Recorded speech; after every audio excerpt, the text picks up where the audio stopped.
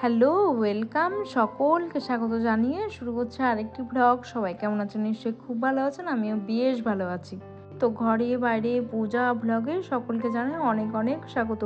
তো আজ না বন্ধুরা রাত থেকেই আর কি ব্লগটা শুরু করছি।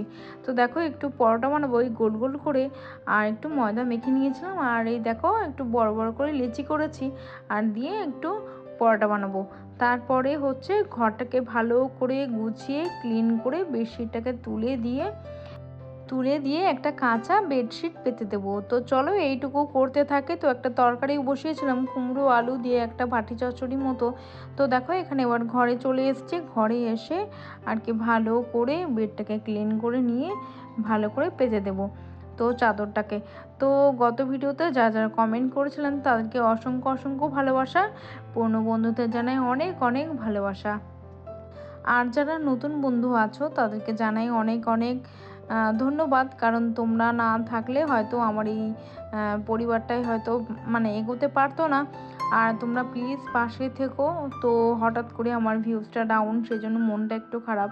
তো 3 দিন পর পর ভ্লগ দিচ্ছি, কারণটা হচ্ছে মেয়ের হচ্ছে সামনে এক্সাম।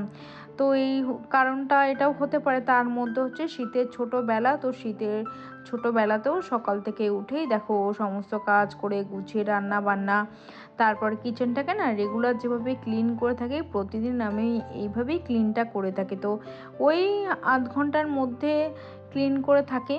তো তোমরা চাইলেই এভাবে ক্লিন করতে পারো রেগুলার, তাহলে ডিপ ক্লিনের কোনো প্রয়োজনই হবে না। তো আমার সেরকমভাবে কিচেন ডিপ ক্লিন করতে হয় না, তো আমি যখন সময় পাই তখনই এভাবে ক্লিন করে নিই। তো ডিপ ক্লিনের তেমন একটা প্রয়োজন পড়ে না। তো দেখো এখানে লাউ ডাল করবো, আর ওদিকে হচ্ছে ডালটাকে হচ্ছে সিটি দিয়েছি প্রেসারে। আর ওর মধ্যে ছিল হচ্ছে মটর ডাল, মানে প্রেসার কুকারে মটর ডাল ছিল। আর এদিকে দেখো এখানে 2 রকম মাছ নিয়েছি, চিংড়ি মাছ আর ওদিকে হচ্ছে কাতলা মাছ।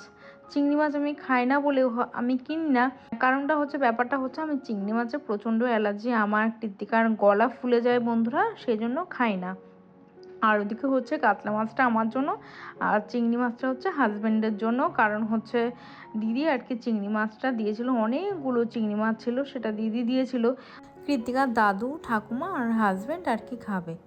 তো যাই হোক দেখো এখানে মশলা একবারে পেস্ট করে নিচ্ছি। তো নতুন একটা রেসিপি করব। তো রেসিপিটা শিখেছি ঋতুপর্ণা নাগ থেকে, ওর থেকে ঋতুপর্ণা থেকে শিখেছি। তো ঋতুপর্ণা বলেই সম্বোধন করলাম তোমাকে। তো তোমার ব্লগে সেদিন দেখলাম যে তুমি ধনেপাতা দিয়ে আর কি করেছো আর কি মাছের একটা ঝাল। তো আমি এর মধ্যে পালং পাতা ধনেপাতা একসাথে বেটে নেব, তো এটা দিয়ে করব। সেদিন তোমার ব্লগে দেখেছিলাম যে তুমি ওইভাবে রান্না করছিলে, যে কালো জিরে বেটে তারপরে রান্নাটা করেছিলে। কিন্তু আমি কালো জিরেটাকে না আর বাটেনি, তো ওই ফোড়ন দিয়ে করেছি। সত্যি অসাধারণ খেতে লাগে, খুবই ভালো লাগে। তো আমি ভাবলাম তাহলে আমিও কেন ট্রাই করতে পারি রান্নাটা। তো সেই জন্যই রান্নাটা করলাম, সত্যি খুব ভালো হয়েছিল। আর চিংড়িটাকে না শুধু কারি বানাবো, তো অন্য কিছু মশলা দেবো বলতে ওর মধ্যে হচ্ছে পেঁয়াজ রসুন আদা বাটা, তারপরে হচ্ছে পেঁয়াজ বাটা এগুলো দেবো।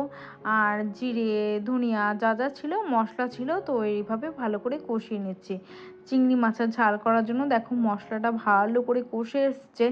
আর যত মাছের মশলা মাংসের মশলা যত কষানো হবে ততই না এর টেস্ট তত সুন্দর হবে। তো দেখো ভালো করে কষিয়ে নিয়ে এবার এইখানে আর কি এই কড়াইতে আর কি মশলাটা করেছিলাম বাদ বাকি মশলা দিয়ে দেবো। তো এটা হচ্ছে শুধু মাছটা আমি আর কৃত্তিকায় খাবো। তো আজকে রান্না করেছিলাম ওই লাউ ডাল চিংড়ি মাছের কারি, আর এদিকে হচ্ছে ধনেপাতা দিয়ে মাছের ঝাল, মানে ঝাল কারি একই ব্যাপার।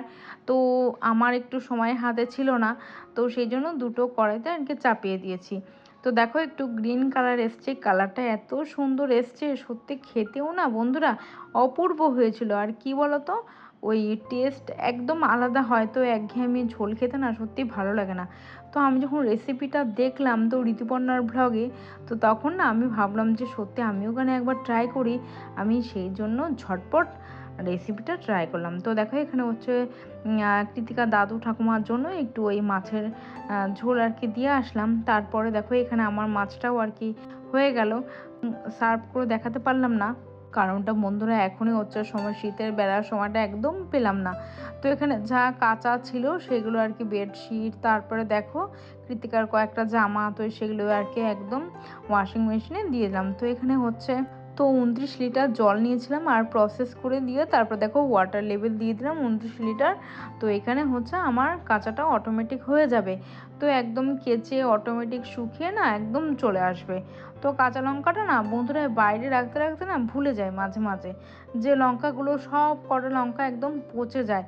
তো দেখো এবার কিচেনে চলে এসেছি ডিপ ক্লিন করার জন্য। তো দেখো প্রত্যেকটা দিন আমি এইভাবেই ক্লিন করে থাকি। তোমরা যদি সপ্তাহে একদিন করেও যদি এইভাবে ক্লিন করতে পারো না, তাহলে কিচেনটা একদম ঝকঝক থাকে, একদম পরিপাটি পরিষ্কার থাকে। তো এইভাবে আমি ক্লিন করে থাকি। শীতের ছোটোবেলাতেও আমি এইভাবে ক্লিন করে থাকি। তো সময় হাতে পাই বা না পাই একটুখানি সময় আমি কিচেনের জন্য দিয়ে রাখি। তো দেখো এখানে হচ্ছে এই ড্রায়ারটা এখন এই আমার শীতের একটা সাথী বা বন্ধুই বলতে পারো, কারণ গরমের সময় তো এটাকে আমার প্রয়োজন হয় না। তো এখন এই শীতের সময় না এই আমার একটা বন্ধু হয়ে গেছে, মানে বন্ধু বলতে ভালো বন্ধু, আমার কৃতিকার একটা বন্ধু হয়ে গেছে।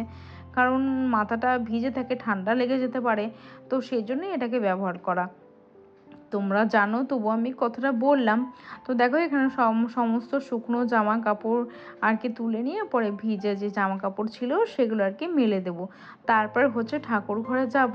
তো এই হচ্ছে ব্যাপার। তো দেখো এখানে হচ্ছে ঠাকুরের যে বাসনগুলো গতদিন আর কি ধুয়ে রেখেছিলাম, তো সেইগুলোই আর কি এখন তুলে নেব। তো এই আলমারিটাতেই আর কি থাকে, একটু অগোছালো রয়েছে।